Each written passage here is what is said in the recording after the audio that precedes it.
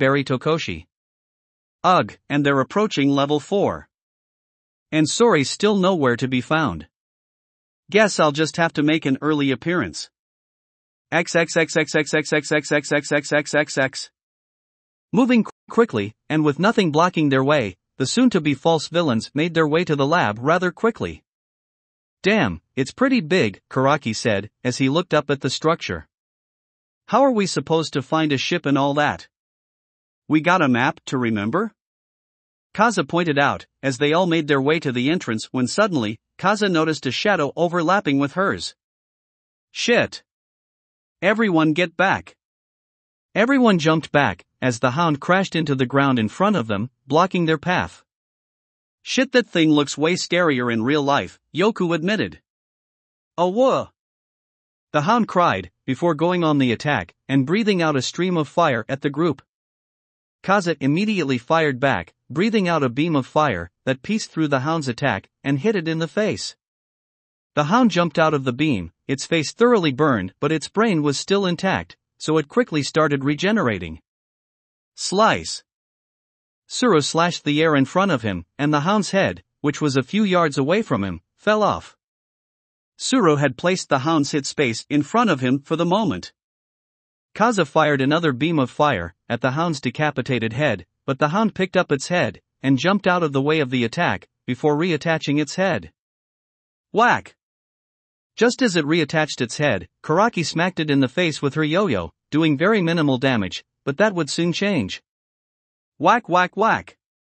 Karaki smacked it in the head multiple times, each attack doing more and more damage thanks to her quirk, destroying most of its head with ease and disorienting it.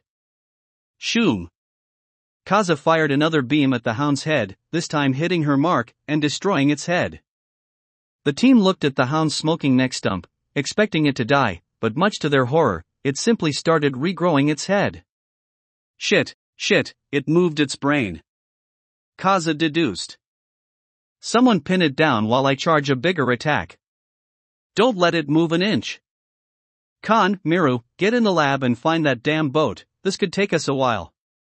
Subu used his quirk and raised a lot of dirt from the ground, wrapping around the hound and trapping it. Couldn't have done that earlier. Yoku asked as her and Roru ran into the lab. Give me a break, I'm not used to using my quirk. Subu defended himself as he struggled to maintain his hold over the dirt while the hound struggled to escape. However, the hound quickly stopped struggling, and soon its body moved through the dirt like a liquid, before reforming and charging at the group. Slice!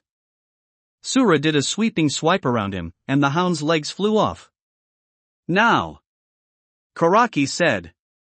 Kaza flew up into the air and got ready to unleash a beam she had been charging for a while, which headed straight down at the hound, ready to obliterate its entire body.